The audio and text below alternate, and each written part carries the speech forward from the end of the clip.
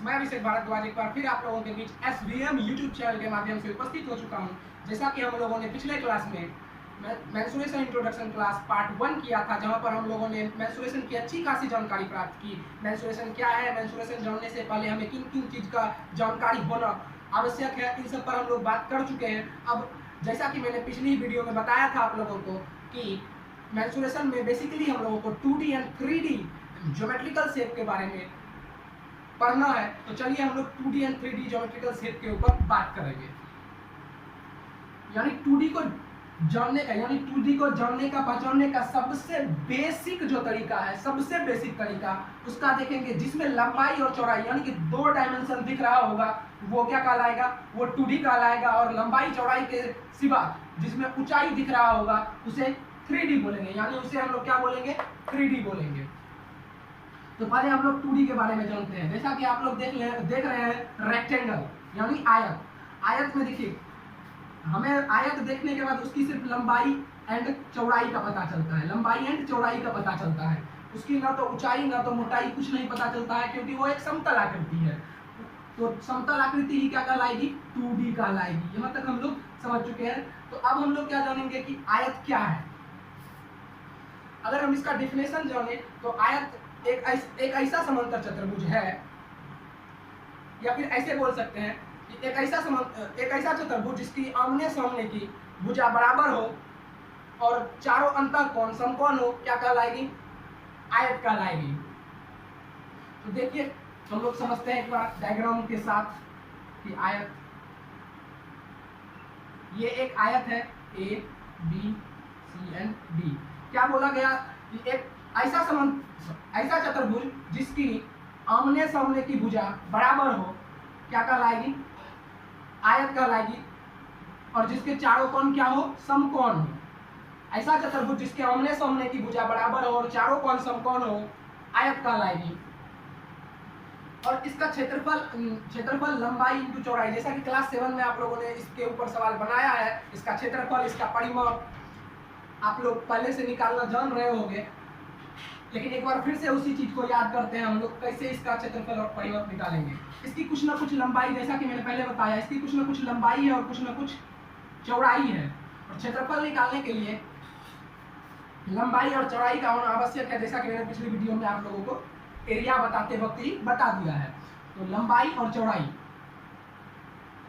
लंबाई इंटू चौड़ाई, अगर क्षेत्रफल निकालना है तो हमारे पास क्या क्या होना आवश्यक है, लंबाई और चौड़ाई का होना आवश्यक है। यानी एरिया निकालने के लिए लेंथ एंड ब्रेथ का होना वेरी इंपॉर्टेंट है, इसके बजाय हम नहीं निकाल सकते हैं।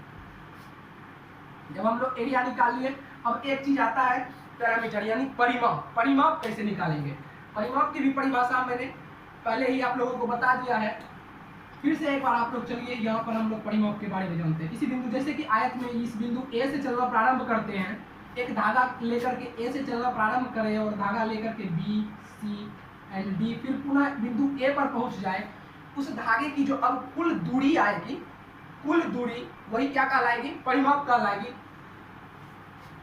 परिमाप कहलाएगी। यानी कि इस आयत का जो ये रास्ता है, A से चल करके B जाते हैं, फिर B से चल करके C और फिर C से चल करके D और पुनः A बिंदु तक पहुंच जाते हैं, तो उसकी जो लंबाई है, उस रास्ते की लंबाई जो होगी वही हम लोग का क्या कहलाएगा, पैरामीटर कहलाएगा।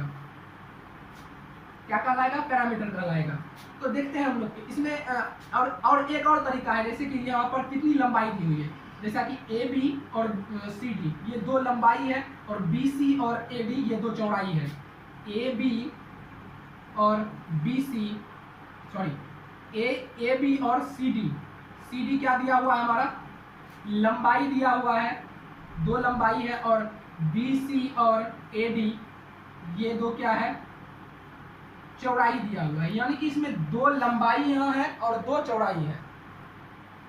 2 लंबाई और 2 चौड़ाई दिया हुआ है, तो हम लोग जब हमारे पास 2 लेंथ एंड 2 ब्रेथ है, तो इसमें से 2 अगर हम लोग का क्या हो, 2 कॉमन ले लेंगे, क्योंकि दोनों में 2 मौजूद है। यानी कि 2 चौड़ाई और 2 लंबाई है, तो उसमें से दोनों में 2 दिख रहा है, तो 2 क्या कर लेंगे हम लोग, कॉमन कर लेंगे, तो अंदर क्या बचेगा, L + D। यानी हम लोग का जो आयत का परिमाप बराबर जो फॉर्मूला आएगा वो क्या आएगा, अब 2 इंटू लंबाई जोड़ चौड़ाई। याद कीजिए आप लोगों ने क्लास 7 में इस पर कितना सारा क्वेश्चन सॉल्व किया होगा। तो हम लोग ये बात भी हम लोग का क्लियर हो चुका, यानी हम लोग क्या जान चुके हैं, एरिया निकालना जान चुके हैं और पैरामीटर निकालना जान चुके हैं। किसका? रेक्टेंगल का। अब हम लोग किस पे बात करेंगे? वर्ग पे बात करेंगे। किस पे बात करेंगे? अब हम लोग वर्ग पे बात करेंगे। वर्ग किसे कहते हैं? वर्ग का अगर डिफिनेशन दिया जाए आपको, ऐसा चतुर्भुज जिसकी सभी भुजाएं आपस में क्या हो? समान हो और चारों अंतःकोण क्या हो? समकोण हो। क्या कहलाएगा? वर्ग कहलाएगा। तो चलिए अब हम लोग वर्ग के ऊपर भी एक बार बात कर लेते हैं। वर्ग के ऊपर भी एक बार हम लोग बात कर लेंगे यहाँ पर।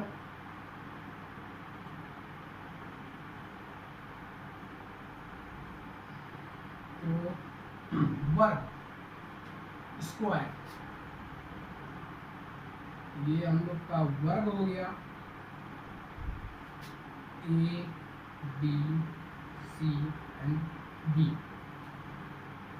जैसा कि हम लोगों ने अभी तुरंत वर्ग का डिफिनेशन आप लोगों को बताया कि हम लोग जान चुके हैं वर्ग का डिफिनेशन क्या है, कि जिस ऐसा चतुर्भुज जिसकी सभी भुजाएं आपस में क्या हो? बराबर हो और चारों कोण समकोण हो। क्या कहलाएगा? वर्ग कहलाएगा। तो चलिए हम लोग देखते हैं कैसे सभी भुजाएं बराबर है और कैसे चारों कोण समकोण है। देख लीजिए, यहाँ ए बी बराबर होगा, बी सी बराबर होगा, सी डी बराबर ए डी, मतलब चारों भुजा आपस में क्या होगी? बराबर होगी। यानी ए बी बराबर बी सी बराबर सी डी बराबर ए डी। ये बात हम लोग जान चुके हैं। और चारों कोण क्या होगा हम लोगों का? समकोण होगा। ध्यान दीजिए, चारों कोण क्या होगा हम लोगों का? समकोण होगा। बात करते हैं हम लोग समकोण के ऊपर, यानी 90 डिग्री। 90 डिग्री यानी चारों कोण हम लोग का क्या हो गया? यहाँ पर समकोण हो गया। देखिए, जब चारों कोण समकोण हो गया और चारों भुजा बराबर, तो हमारा क्या कहलाया? वर्ग। क्लियर है यहाँ तक? अब देखिए, इसका क्षेत्रफल निकालेंगे, यानी एरिया निकालेंगे। ये एरिया निकालने के लिए हम लोग को क्या करना पड़ेगा? लंबाई इंटू चौड़ाई करना पड़ेगा। वर्ग में भी लंबाई और चौड़ाई तो होगा ही, भले ही इसकी चारों भुजा आपस में बराबर हो, लेकिन लंबाई चौड़ाई तो इसका भी होगा। क्या है कि ये 2D शेप में है, इसमें 2 डायमेंशन तो हमको दिखेगा ही दिखेगा। इस बात पे आप लोग हमेशा गौर कीजिएगा और ध्यान से आप लोग पढ़िएगा। तो चलिए देखते हैं। अब इस वर्ग की भी कुछ ना कुछ क्या होगा? लंबाई, कुछ ना कुछ चौड़ाई होगा, लेकिन इसकी लंबाई और चौड़ाई दोनों ही क्या होगी? बराबर होगी। चलिए हम लोग मान लेते हैं इसकी लंबाई क्या है? ए है, और चौड़ाई भी क्या हो जाएगी? ए ही होगी, क्योंकि सभी भुजा आपस में बराबर है। तो लंबाई भी बराबर, चौड़ाई भी बराबर। क्लियर है? लंबाई भी बराबर, चौड़ाई भी बराबर। तो इन दो लंबाई और चौड़ाई का जब गुना करेंगे तो ये क्या आ जाएगा? ए स्क्वायर। यानी वर्ग का जब एरिया निकालेंगे तो वो क्या आएगा? ए स्क्वायर, यानी भुजा स्क्वायर। तो इस पे रिलेटेड क्वेश्चन जब मैं आपको दूंगा तो बनाने में बड़ी आसानी होगी, क्योंकि इतने आसान तरीके से मैंने आपको समझा दिया है। तो चलिए एरिया निकालिए। अब पैरामीटर की बात करते हैं। इसमें भी कुछ ना कुछ तो पैरामीटर होगी। इसमें भी बिंदु ए से एक धागा लेकर के चलेंगे और बी होते हुए फिर सी जाएंगे, सी होते हुए डी, और फिर पुनः ए बिंदु पे आएंगे। उस धागे की जो कुल लंबाई होगी वही क्या होगा? हमारा पैरामीटर होगा, यानी परिमाप होगा। याद रखना, भूलना मत।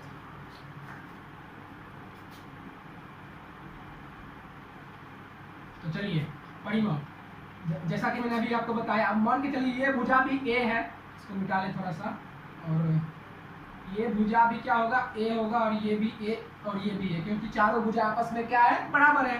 तो 1 2 3 4, और इस चारों भुजा की लंबाई को जब जोड़ देंगे तभी ना हमारा परिमाप आएगा। तो क्या हो जाएगा? ए प्लस ए प्लस ए प्लस ए, यानी 4a।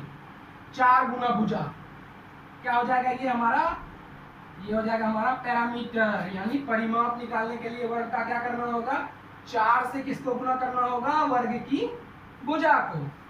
तो वर्ग और आयत हम लोग ने कवर कर लिया। अब हम लोग किसके ऊपर आएंगे? ट्रायंगल, यानी कि त्रिभुज के ऊपर बात करेंगे। त्रिभुज के ऊपर बात करेंगे। तो चलिए हम लोग त्रिभुज के ऊपर बात करते हैं, ज्यादा वक्त न लेते हुए।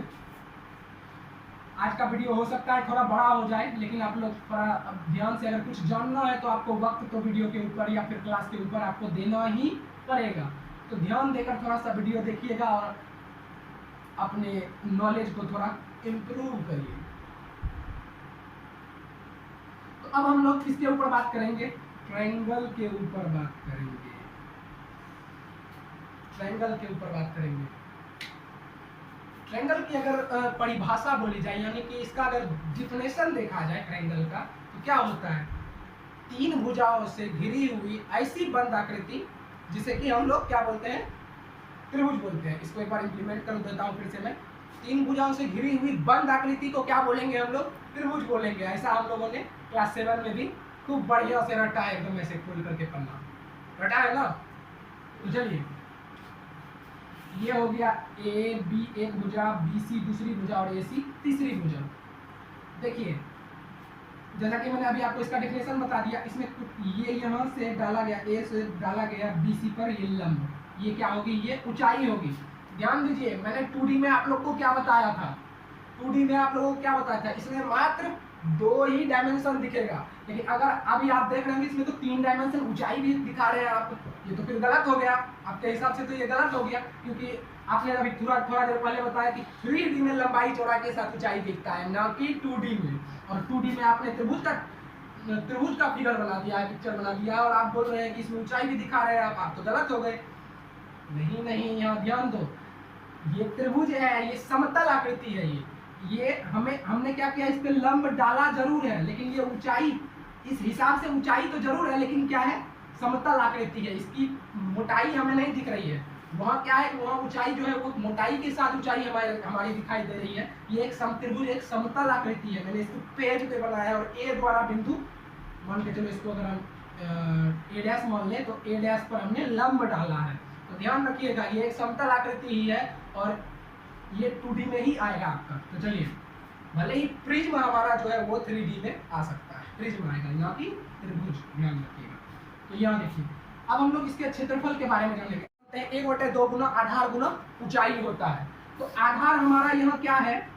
यहाँ BC एक आधार है, और ऊंचाई हमने बिंदु A से A डैश पर क्या किया? BC पे लंब डाला, A डैश, A से बिंदु A डैश लंब डाला, किस पर? भुजा BC पर लंब डाला।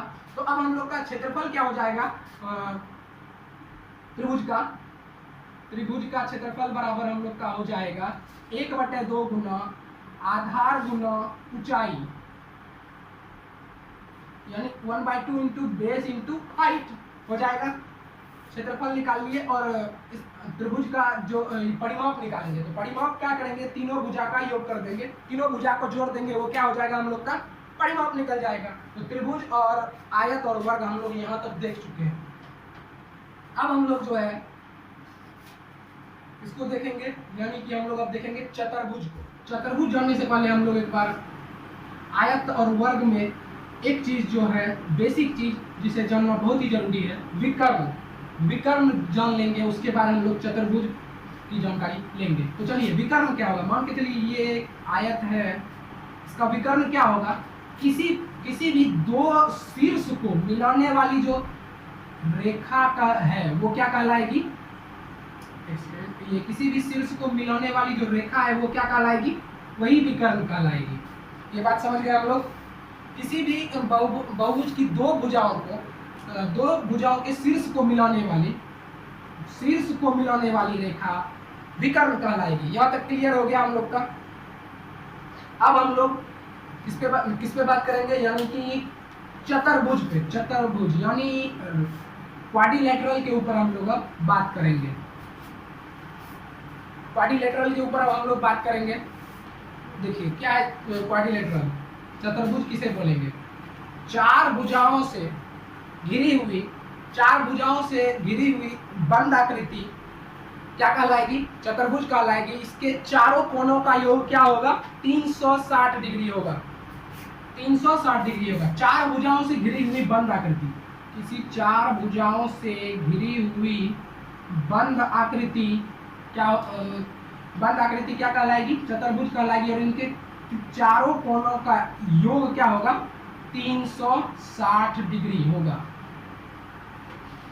और इसके प्रकार के बारे में हम लोग जानकारी प्राप्त करेंगे। ज्योमेट्री जब हम लोग पढ़ रहे होंगे तो वहां पर इसके प्रकार के बारे में पढ़ेंगे, त्रिभुज के प्रकार के बारे में पढ़ेंगे, कि त्रिभुज के कितने प्रकार हैं, चतुर्भुज के कितने प्रकार हैं, इन सब के बारे में हम लोग वहाँ पर बात करेंगे। फिलहाल हम लोग जान लिए डिफिनेशन, यही बहुत है। तो चलिए आपके क्लास के लिए यहाँ तक वीडियो आप लोग का जो है आप लोग बढ़िया से देखिए, आपको समझ में आ जाएगा कि एक्चुअल में चतुर्भुज क्या है, रेक्टेंगल क्या है, स्क्वायर क्या है, क्वाड्रिलेटरल क्या है। अब हम लोग बात करेंगे वृत्त, यानी कि सर्कल के ऊपर बात करेंगे, वृत्त के ऊपर हम लोग बात करेंगे, वृत्त के ऊपर हम लोग बात करेंगे। तो चलिए वृत्त के ऊपर हम लोग बात करते हैं। वृत्त का डिफिनेशन जो है, आप लोग को मैं डिफिनेशन बता रहा हूँ कि डिफिनेशन क्या होगा। किसी निश्चित बिंदु से एक समान दूरी पर अनंत बिंदुओं से घिरा हुआ क्षेत्र ही वृत्त कहलाता है। तो चलिए यहाँ पर देखते हैं डायग्राम के साथ। किसी एक निश्चित बिंदु से एक समान दूरी पर अनंत बिंदुओं से ये घिरा हुआ जो क्षेत्र होगा, अनंत बिंदुओं से घिरा हुआ क्षेत्र, अनंत बिंदुओं से घिरा हुआ क्षेत्र क्या कहलाएगा? वृत्त कहलाएगा।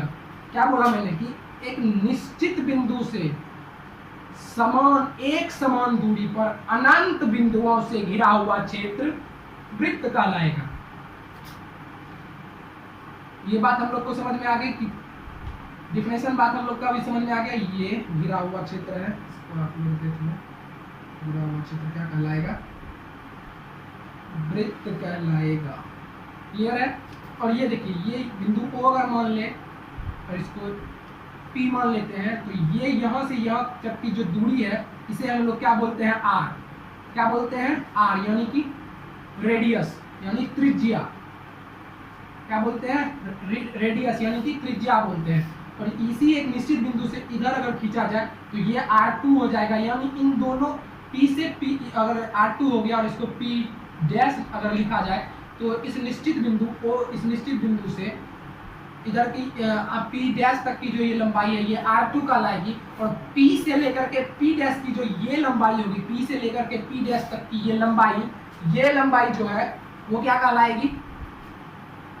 ये लंबाई क्या कहलाएगी? डायमीटर, यानी कि D व्यास कहलाएगी। क्या कहलाएगी? व्यास। चैप्टर में इस पर हम लोग जब तक सवाल कर रहे होंगे तो और भी क्लियर और भी अच्छे तरीके से वहाँ पर हम लोग इसको भी समझेंगे, और यहाँ पर तो समझ ही रहे हैं। और ये जो है वहाँ पर आयत, वर्ग, इन सब चीज़ों में क्या था कि हम लोग एक वे था, एक रास्ता था जिस पर कि चलते हुए चारों तरफ चलते थे, वो क्या कहलाता था? पैरामीटर कहलाता था। तो इसमें उसी पैरामीटर को परिधि कहा जाता है। क्या कहा जाता है? परिधि कहा जाता है। देखिए, ये बिंदु एक निश्चित बिंदु से एक समान दूरी पर यहाँ पर आने के बाद, यानी बिंदु P से चलना प्रारंभ करें और चलते चलते चलते चलते चलते फिर यहीं हम पूरा बिंदु P तक आ जाए, और उसकी जो लंबाई होगी, उसकी जो उस दूरी की जो लंबाई होगी वही क्या कहलाएगा? हम लोग का परिधि। क्या कहलाएगा? परिधि कहलाएगा। यहाँ तक हम लोग जान चुके हैं। तो अब इस वृत्त की हम लोग क्या जानेंगे? इस वृत्त का के लिए हमको एरिया निकालना है। एरिया निकालने के लिए हम लोग क्या जानते हैं? इसका फॉर्मूला क्लास 7 में आप लोग इस बात को क्लियर कर चुके हैं। Pi r square. Pi r square. Pi एक क्या है? पाई एक अपरिमेय संख्या है। और आर तो अभी हम लोग क्या जान रहे हैं? अभी तुरंत ही निकाला। किसी निश्चित बिंदु ए से पी तक की दूरी को आर बोल रहे हैं। और आर स्क्वायर कहने का मतलब क्या हो जाएगा हम लोग का? तो पाई आर स्क्वायर हम लोग का क्या हो गया? वृत्त का क्षेत्रफल हो गया। और परिधि जो अभी हम लोगों ने निकाला, ये परिधि, यानी कि ये परिधि जो है इसको क्या, परिधि बराबर 2 पाई आर होता है। आप लोग जानते हैं 2 पाई आर होता है परिधि बराबर, ये हम लोग का हो गया। और जब हमको आर निकालना होगा, आर जब हमको फाइंड करना होगा, देखिए आपको क्वेश्चन में दिया हुआ रहेगा बहुत जगह, डी बराबर दिया हुआ रहेगा और आर फाइंड करना होगा, तो डी बराबर 2r होता है। डी बराबर क्या होता है आपका? 2r होता है। इन बातों को, इन फॉर्मूला को मैं एक बार आप लोगों को बाद में जब सारे डिफिनेशंस को लिख करके आप लोगों लेकर के अगली वीडियो में जब मैं आऊँगा तो वहाँ पर इन सब फॉर्मूला को भी एक साथ लेकर के आऊँगा। आज सिर्फ हम लोग डायग्राम को समझ रहे थे, 2D डायग्राम क्या है, 3D डायग्राम क्या है, इन सब बातों को हम लोग जान रहे थे अभी तक। तो चलिए अब हम लोग क्या बात कर रहे हैं कि अब हम लोग 3D के ऊपर जाएंगे, यानी 3D को जानेंगे। 3D यानी कि क्यूबॉइड और सिलेंडर जैसे और कौन जैसे चीज को जानेंगे हम लोग यहाँ पर, स्फेयर कौन जैसे चीज को हम लोग यहाँ पर जानेंगे 3D में। 2D हम लोग का क्लियर हो चुका है। तो चलिए अब घन क्या है, तो हम लोग अब 3D के ऊपर बात करेंगे, जिसमें कि लंबाई, चौड़ाई और ऊंचाई दिख रहा होगा। घन के बारे में अगर हम लोग बात करते हैं, इस घन के बारे में बात करेंगे, तो घन की परिभाषा के लिए हम लोग क्या बोल सकते हैं? घन की परिभाषा के लिए हम लोग बोल सकते हैं कि इसकी जो है सभी भुजाएं आपस में समान होती है, तथा इसका 6 फलक होते हैं, जो कि हर एक फलक क्या होगा, एक वर्ग के आकार का होगा। इसका हर एक फलक क्या होगा, एक वर्ग के आकार का होगा। और उसके बाद हम लोग डायरेक्ट अब घनाभ के ऊपर बात करेंगे। और जैसे ही घनाभ के ऊपर बात करेंगे हम लोग किसके ऊपर, उसके बाद डायरेक्ट घनाभ के ऊपर बात करेंगे। किसके ऊपर बात करेंगे? घनाभ के ऊपर। तो घन का जैसे ही हम बोले कि हर एक फलक क्या होगा, किसके बराबर होगा, एक वर्ग के बराबर होगा, एक वर्ग के जैसा होगा हर एक फलक। और टोटल फलकों की संख्या जो होगी इसकी क्या होगी, 6 होगी। और इसके शीर्ष कितने होंगे, तो देखिए फलक और शीर्ष दोनों ही देखेंगे हम लोग। जैसे देखिए फलक, एक सामने से देखिए एक फलक, इसके पीछे दूसरा फलक, दाहिने यहाँ देख रहे हैं ये तीसरा फलक, ये चौथा फलक, एक ऊपर हो जाएगा टॉप, 5वां और फर्श, 6ठा फलक। फलक की बात करिए। अब हम लोग इसका फॉर्मूला हम लोग एक साथ, जैसा कि मैंने बताया कि अगली वीडियो में ही डायरेक्ट ला करके मैं दे दूंगा। आज से डायग्राम को हम लोग समझते हैं। तो अब घनाभ के ऊपर हम लोग बात करेंगे। इसके ऊपर बात करेंगे, घनाभ के ऊपर बात करेंगे। घनाभ जैसा कि हम लोग अपना देखते हैं, घर देखते हैं। जैसा कि घर में भी कितनी दीवारें होगी, आपको नीचे आपको दिख रही होगी। एक गेट वाला दीवार होता है, जस्ट उसके पीछे वाला एक दीवार होता है, एक दाहिने साइड की दीवार और एक पीछे साइड की दीवार। नीचे आपको 4 दीवार दिख रही होती है और एक टॉप दिख रहा था, यानी कि रूफ दिख रहा होता है, छत। वो एक दीवार हो जाती है और एक नीचे जो फर्श होता है वो। तो टोटल घरों की हर एक दीवार को अगर मिला दिया जाए तो कितनी दीवार हो जाएगी हमारी, 6। तो उसी तरह घनाभ की भी 6 दीवारें होती हैं। तो चलिए इसके हर एक दीवार को खोल करके आपको मैं घनाभ को खोल करके दिखाता हूँ। मान के चलिए ये थोड़ा बड़ा बनाता हूँ।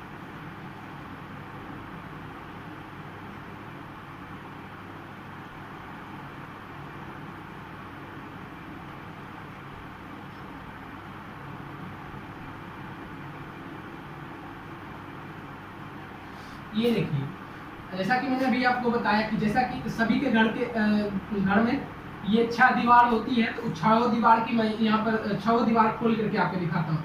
एक जो आप गौर करें, जिस घर रूम में जब आप घुसते हैं तो पहला गेट वाला दीवार होता है। गेट वाला जो दीवार होता है आपका, गेट वाला दीवार, वो पहला दीवार हो गया, वो एक फलक हो जाएगा हमारा। पहला दीवार जो गेट वाला दीवार हो गया वो पहला फलक, यानी कि एक फलक हो गया। जस्ट गेट वाले दीवार के जस्ट पीछे वाला दीवार जो होता है आपका, वो हमारा क्या हो जाएगा, दूसरा फलक हो जाएगा। और दीवार जो कि पिछला दीवार, यानी कि गेट के जस्ट पीछे वाला दीवार तो हो गया दूसरा फलक। और जैसे ही घर के अंदर हम लोग घुसेंगे तो दाहिने साइड एक दीवार दिख रहा होगा और बाएं साइड, दाहिने साइड वाला दीवार वो तीसरा फलक हो जाएगा हम लोग का। कौन सा फलक हो जाएगा, वो तीसरा फलक हो जाएगा। और बाएं साइड का दीवार वो हो जाएगा हम लोग का चौथा दीवार। और एक रूफ और एक फर्श, यानी ये 2 दीवार, और इन 2 दीवार को हम लोग फिर ये हो जाएगा हमारा 5वां दीवार जो कि रूफ होगा। और ये 6ठा हो जाएगा जो कि फर्श होगा। यानी कि कहने का मतलब ये है कि घनाभ में कितने फलक हो गए, 6 फलक हो गए। और शीर्ष की संख्या अगर मैं आपको बताऊं, शीर्ष की संख्या, तो शीर्ष इसके कितने हो जाएंगे, तो यहाँ देखो, पहला शीर्ष एक यहाँ दिख रहा है हमको, एक, ये दूसरा शीर्ष, ये तीसरा, ये चौथा, 5वां, 6ठा, 7वां और ये 8वां। 8 शीर्ष होंगे। कितने शीर्ष होंगे इस घनाभ में? 8 शीर्ष होंगे, 6 फलक होंगे। इन सब बातों को हम लोग, क्योंकि हम लोग सिर्फ डायग्राम को आज समझ रहे हैं, तो यहाँ तक हम लोग बात कर देंगे, कर लिए। अब हम बात करेंगे सिलेंडर के ऊपर। सिलेंडर के ऊपर हम लोग आज बात करेंगे। सिलेंडर यानी कि बेलन के ऊपर हम लोग आज बात करेंगे। हम लोग आज बेलन के ऊपर बात करेंगे। देखिए बेलन के ऊपर बात करेंगे और घनाभ के ऊपर, जैसा मैंने बताया कि ये 6 फलक हो गए। और इसका डिफिनेशन की अगर बात करें, घनाभ के डिफिनेशन की बात अगर हम लोग करेंगे, घनाभ के डिफिनेशन की बात अगर हम लोग करेंगे तो क्या क्या होगा घनाभ का डिफिनेशन? घनाभ की डिफिनेशन की बात करेंगे तो ये हमारा डिफिनेशन यही हो जाएगा कि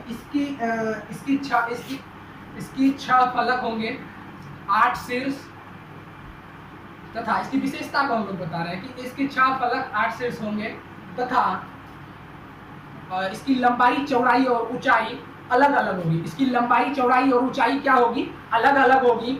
अर्थात प्रत्येक पृष्ठ एक किस आकार का होगा? एक आयत के आकार का होगा, जैसा कि हम लोग ने बताया। हम लोग इसका डिफिनेशन बोल सकते हैं, घनाभ की लंबाई, चौड़ाई और ऊंचाई अलग अलग होगी तथा इसके इसका जो प्रत्येक पृष्ठ होगा वो आयत के आकार का होगा। आप लोग को समझ में आ गया? क्लियर है यहाँ तक? अब हम लोग बेलन के ऊपर बात करेंगे। अब हम लोग किसके ऊपर बात करेंगे? बेलन के ऊपर बात करेंगे। तो यहाँ पर देखिए बेलन जो है, बेसिकली हम लोग बेलन को कैसे समझेंगे? बेलन को समझने के लिए यहाँ पर देखिए हम लोग क्या बात कर रहे हैं। ये एक आयताकार क्या है? आयताकार, ये जो इसका सरफेस दिख रहा है ये एक आयताकार है, कॉपी। इसको जब हम लोग बेलन के रूप में हम लोग इसको बेलन के रूप में जब बनाएंगे तो क्या करेंगे? इस आयत को इसकी लंबाई के दिशा से इसको ऐसा क्या करेंगे? फोल्ड करेंगे और ये गोल हो जाएगा। ये ऐसे गोल हो गया और ये बेलन हो गया। ये अब देखिए इसके कितने पृष्ठ हो गए?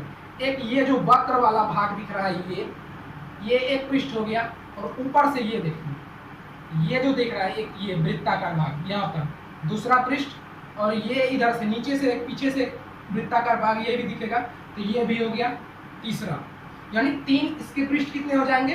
3 पृष्ठ हो जाएंगे। 3 पृष्ठ हो गए, इनके 3 पृष्ठ हो जाएंगे।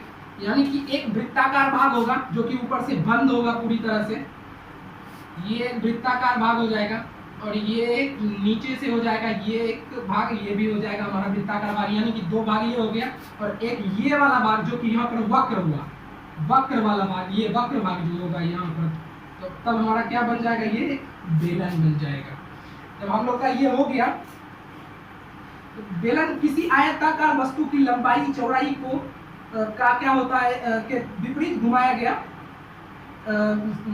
ऐसा बोल सकते हैं कि बेलन जो है किसी आयताकार भाग को लंबाई के या फिर चौड़ाई के विरुद्ध उसे घुमाया जाए तो वो क्या बनाती है? ऊंचाई। वो अपना क्या क्रिएट कर लेती है? ऊंचाई क्रिएट करती है।